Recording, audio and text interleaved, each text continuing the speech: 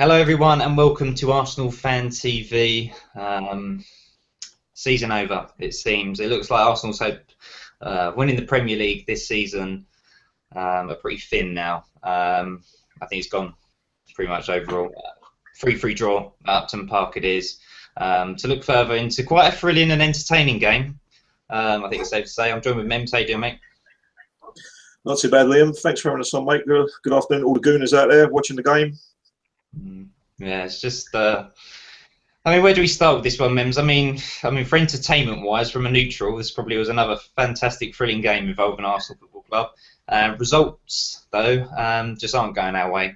It's a draw now. I think pretty much all of us new Arsenal fans that we had to at least get 3 points from every single game just for a bit of hope. But fair play to West Ham. You know, they were 2-0 down.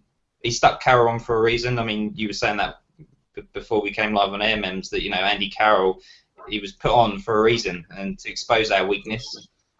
He's a big guy. They're going to start using him for set pieces, putting the balls in. A lot of debate, obviously, with Petr Cech, David Ospina. Why are we not playing our world-class goalkeeper? All right, fair enough. David Ospina, you know, he's been on not bad form, but when your best players are available, you choose them, don't you? So, I mean, just kind of give me, you know, 5-10 minute summary of the game before we go into it more, Mems. Yeah, I mean, to be honest with you, I think you saw the difference between two managers there. You know, you've seen Bilic, who's picked his team accordingly for the opponents today. He started Andy Carroll because he knew that there was a threat, there was a weakness in the Arsenal defence, and he's changed his team around. He's picked his team accordingly to his opponents. And with Arsene Wenger, he's stuck by his guns. He's been loyal to the team that have won the last couple of games. But at the end of the day, this is the difference between a manager that's, you know, who can mix things up, be a bit ruthless, you know, and a manager that's stuck in his ways. And unfortunately, Wenger's decisions today have cost us ultimately, because the decision to not play Petr Cech is going to come back and haunt us again, like it did in the Champions League. Because Andy Carroll, everyone knows West Ham are going to launch balls into the box, like the Wimbledon team of old, with Fashanu up front, try and get knockdowns, and you need your world-class goalkeeper, Liam. You know, there's no two ways about it. We've been crying for a world-class keeper for years. Why not play him in games like this? We're apparently going for the league title. You know, we've got to win every game, and you're sticking your number 2 goalkeeper in when you. I mean, Cech's not injured; he's fully fit. You know, can you say really that Ospina could have saved any of the goals? Maybe not, but at the end of the day, Cech's a bigger goalkeeper. He's got more experience. He can come and punch when necessary. You know, it's a massive decision today. It's come back and bit us on the arse. Yeah. Going back to the game, I mean, from a neutral's point of view, you're right, Liam. It was a fantastic game, fantastic entertainment. West Ham played very well. You know, Arsenal went 2-0 up, cruising. Iwobi played particularly well, had 2 assists. And then we've gone 2-0 up, and everyone's tweeting, everyone's going mental, thinking, oh yeah, it's another easy win. And then all of a sudden, bam, Carroll gets a header. And then everyone's, you know, panicking. And then within a couple of minutes, it's 2-2. We've gone in at half-time, shell-shocked. You know, come out at half-time, they're 3-2 up. We all think, scratching our heads thinking, where did this go wrong? But somehow we've pulled it back to 3-all. If I just want to touch on individual performances, if I may, from an Arsenal point of view, I thought Bellerin and Monreal were particularly poor today. I thought that was probably the worst game I've seen him play. Koscielny did get a goal, but I thought he was bullied by Carroll, if I'm being honest. Carroll's took him out in the first couple of minutes, and after that, he was avoiding him. Gabriel was poor. I thought Coquelin played well, and Elneny did quite well. Iwobi, I thought, was fantastic. Danny Welbeck was anonymous today. He was really poor. And it's like I said, it's decisions like this, Liam. It's decisions like this that are going to come and cost us, and it's the reason why we're not going to win the league, because Arsene Wenger cannot pick his teams accordingly to the opposition. If it works, he sticks with it. He sticks with it. He sticks with it. He sticks with it. But you can't do that in football. You need to look at your opponents and you need to pick a team accordingly, like what Bilic done today. And that's why we're not going to win the league under Arsene Wenger ever again. No, you're spot on, Mems. You know, teams suss out our tactics, and for a lot of teams now, it's not that hard. They know what to do. They look at how stubborn Arsene Wenger is. They know he's probably going to keep Ospina in the back of the net. oh, who should I put up front? Yeah, I'm going to stick Carroll, big guy. Let's whip some balls in. We know Arsenal a bit nervy at the back, where our weaknesses have cost us for the likes against Manchester United, Southampton, Swansea, and so on. It's so easy to suss us out, but because Arsene Wenger's so stubborn, he doesn't change anything around. All right, fair play. Look, you got the likes of Iwobi coming in, bright young talent, but once again played really well today. And that is something that I was quite, or should I give praise as such for our counter attack? I think we was very good on that counter attack today. It's just clinical finishing we are so struggling with as well. That comes down to the debate of world-class striker again. But seeing the likes of Ozil score, fantastic. Sanchez as well. Great hit obviously from Koscielny to make it 3-3, which is always good to see. But at the end of the day, thrilling game, fantastic. But it's pointless. It really is pointless because at the end of the day, when we get to May, we're not going to be lifting that Premier League trophy. It's either going to be Leicester, which I think it will be, or potentially. It's hard to say, but Tottenham Hotspur, it just really is bad. I mean, you did touch on individuals. Our attack, obviously Giroud coming on, Walcott. I mean, that was maybe the one thing that Wenger wasn't sitting too defensive. With the substitutions as well, Ramsey. I mean, what do you make of the substitutions coming on today?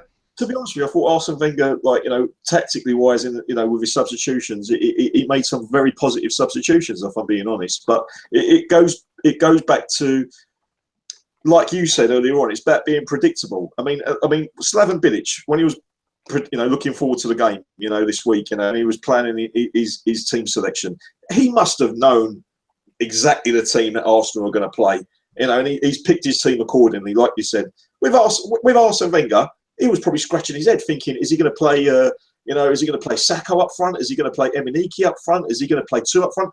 Bilic went 3 at the back and was playing with wing backs, and then when it weren't working, he changed things immediately at half time. He's taken off the Tompkins. He's put who's the lady moved to right back, the winger. Oh God, Antonio. He went to Antonio to right back, and he went 2 strikers. That's the decisions that our manager needs to do, and he did do that, but it was too late.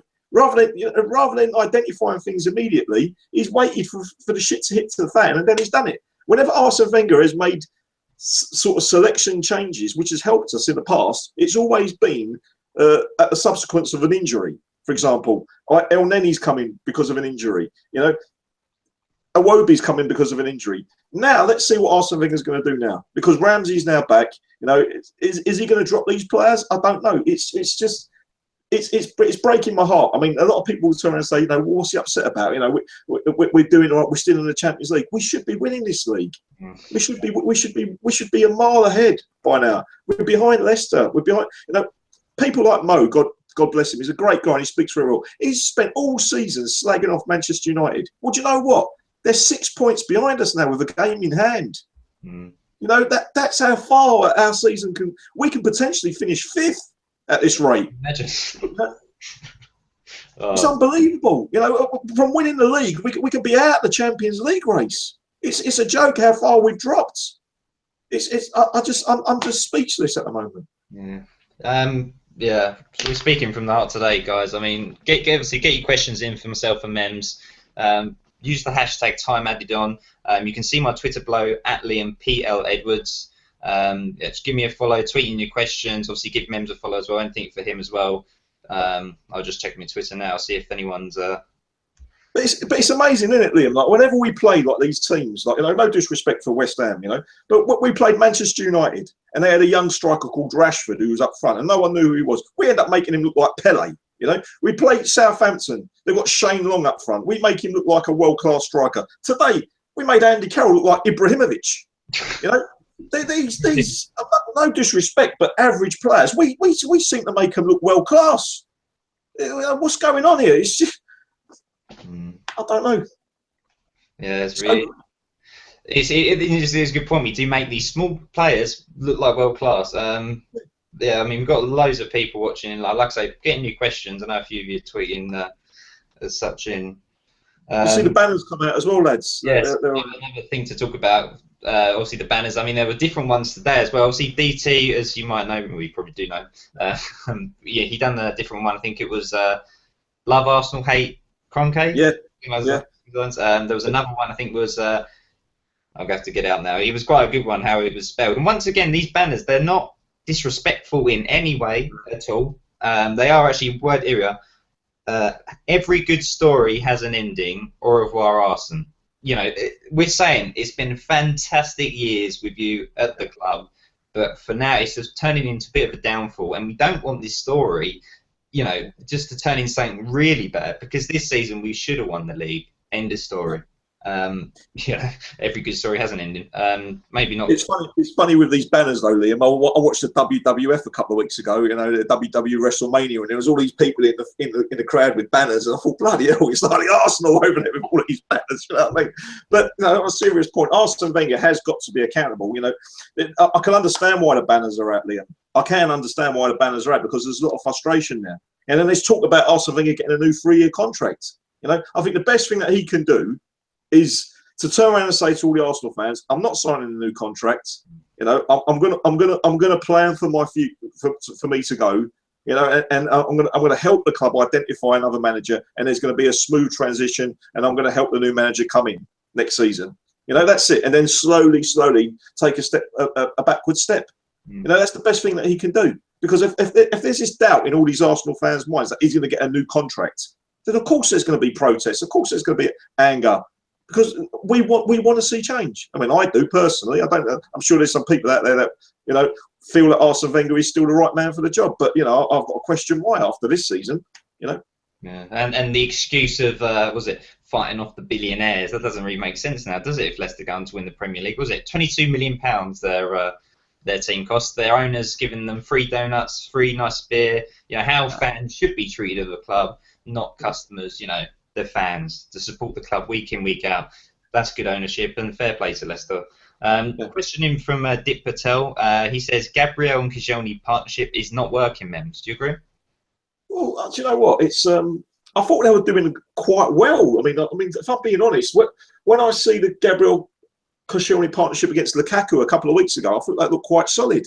But let's not make any mistakes about this. I mean, Andy Carroll is a big guy, you know, and in world football, there's not many strikers that can compete with the threat that he possesses. But at the end of the day, we've got Mertesacker on the bench, okay, who's 6 foot, God knows what else, and you've got two relatively quite small defenders playing against him.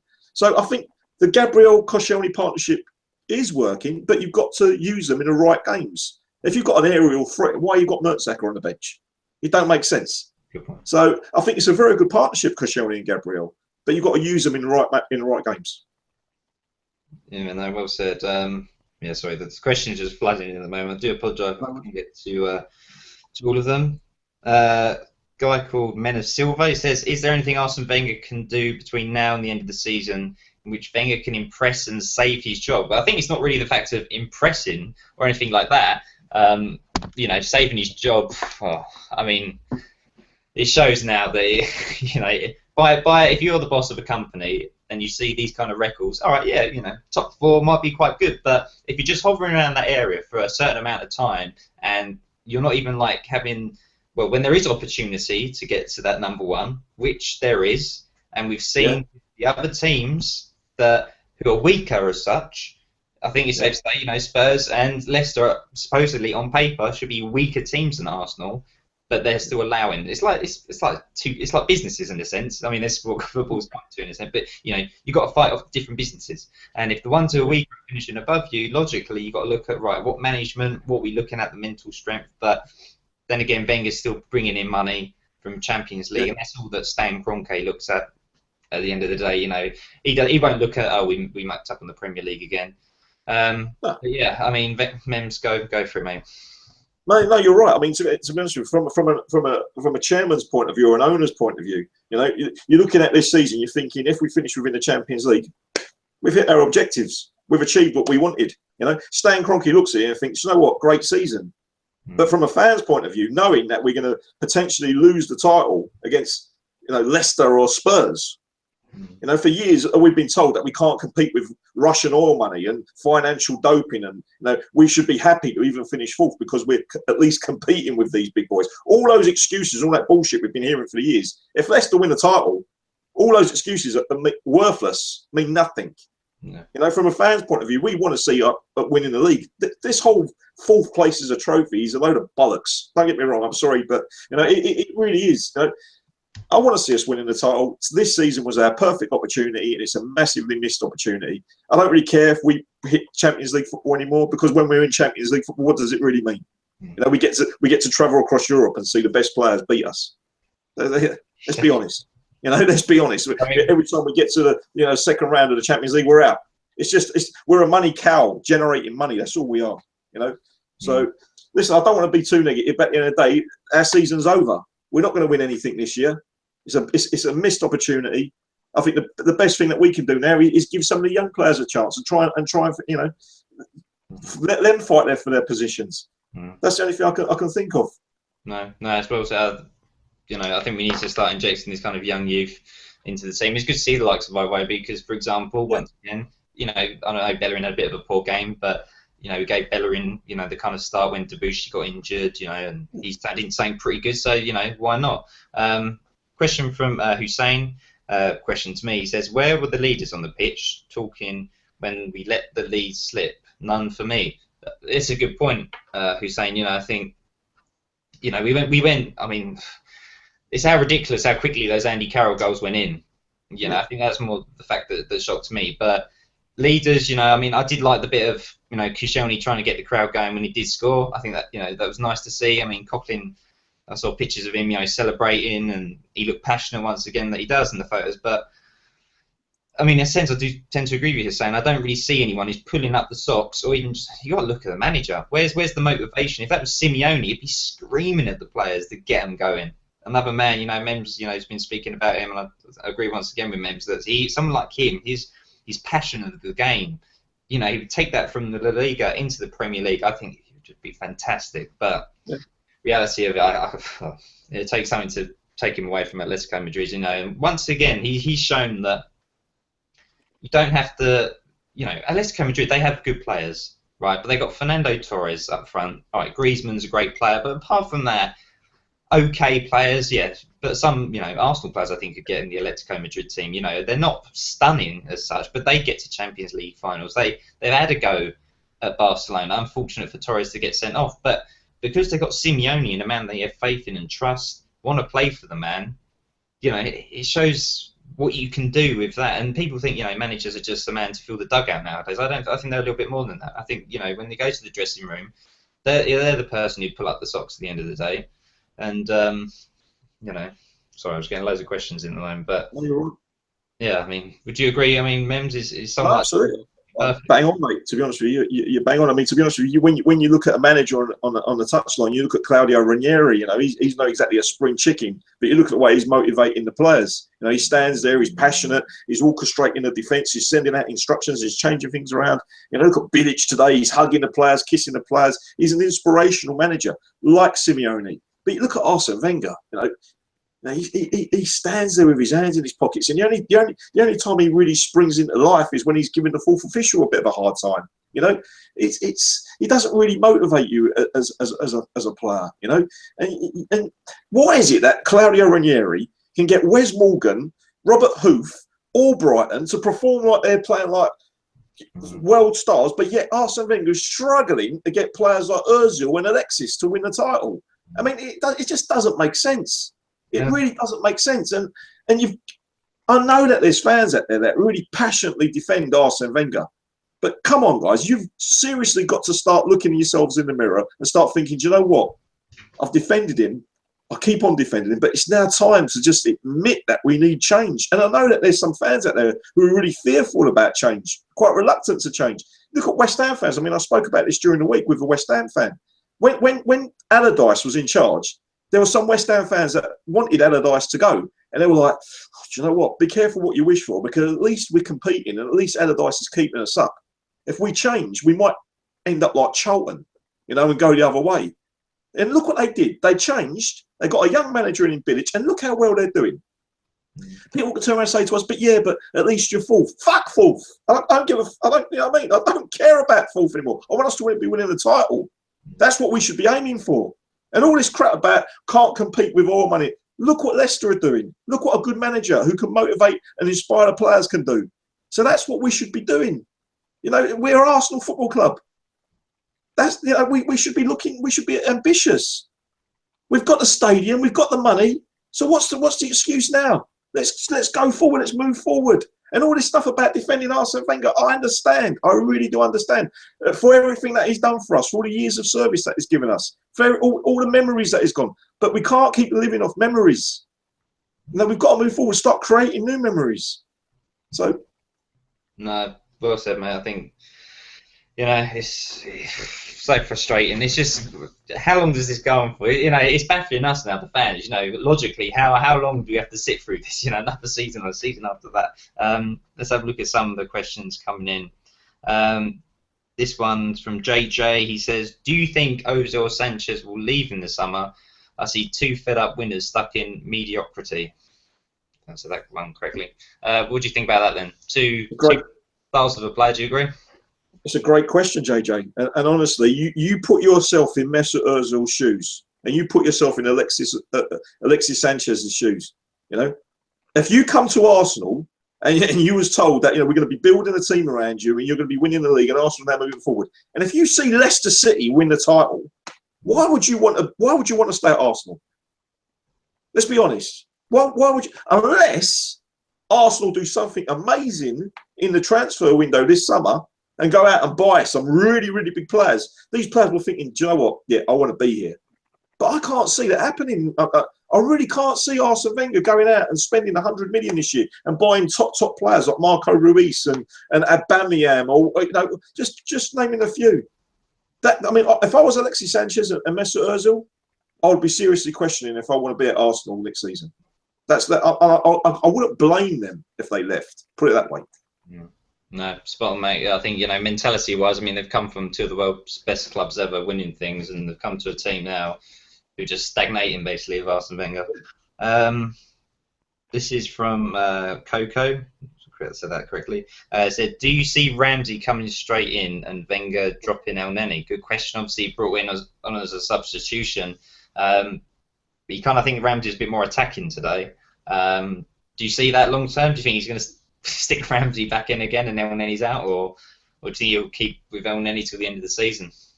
Do you know what, mate? It's, you know, it's hard to predict what goes on in Arsene Wenger's brain, because in the past he's put Bellerin in when Debussy was injured, and he's stuck by Bellerin. You know, when Coquelin came in and he done particularly well, he's stuck by Coquelin. But you see the likes of Joel Campbell, who's done quite well when he's been given an opportunity. He wasn't even on the bench today. You know, so my personal fear is that Aaron Ramsey comes in there and starts, because I think we've now found a balance in the team. You can call it good luck with the injuries, you know, but with Coquelin and El Neni, I think we've got a very nice combination in the centre midfield.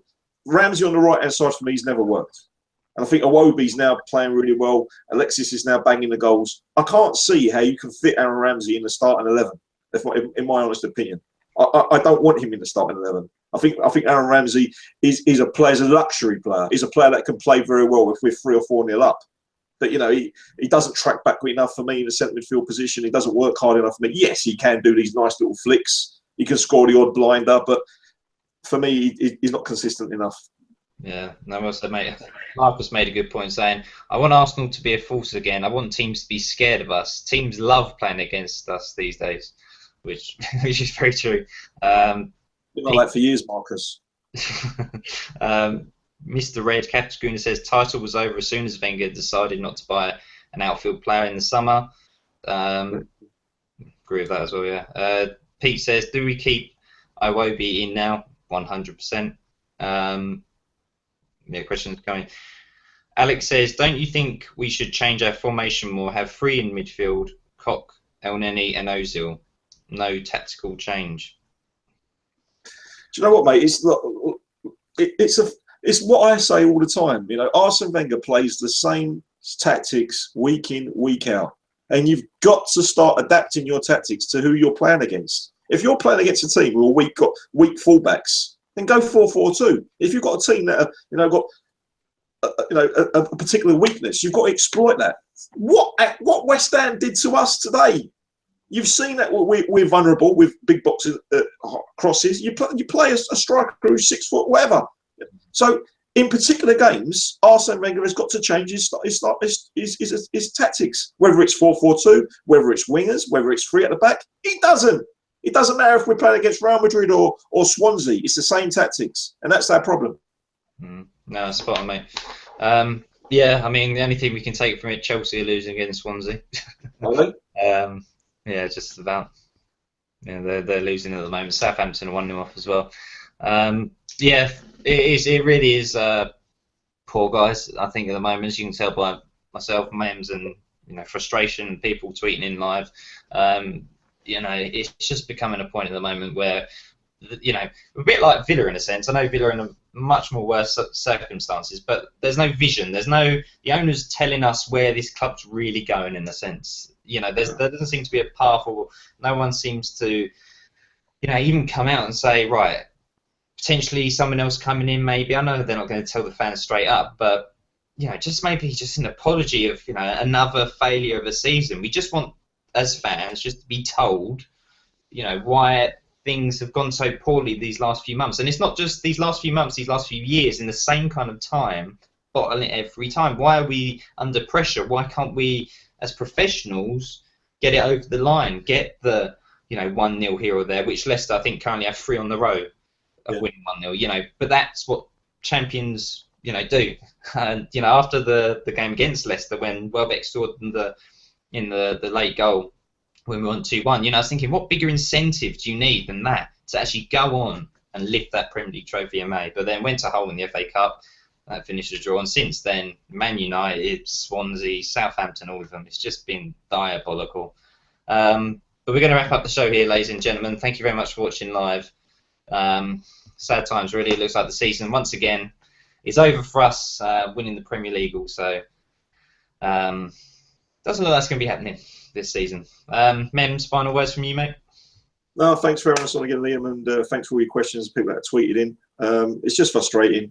We've got to now sort of, I don't know, it's an old cliche, but try and pick ourselves up, because at the end of the day, I don't want to finish below Spurs, So if we can finish above Spurs, I know it's not exactly a title, it's not exactly a trophy, but at the end of the day, it's bragging rights. I don't want to be finishing below them. So let's lift ourselves and let's try and finish as high as possible, and remain positive, and hopefully things will change in the summer.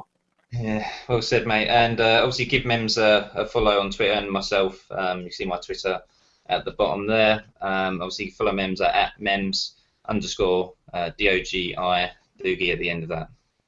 Thanks, mate. Give us. But also I have my own YouTube channel, Gooner News TV. I'll stick the link in the description below if you like Arsenal content. The same. You'll see Mems on there, DT, if he's ever available nowadays. But you just search Gooner News TV on YouTube. If you could subscribe over to there, that'd be very much appreciated.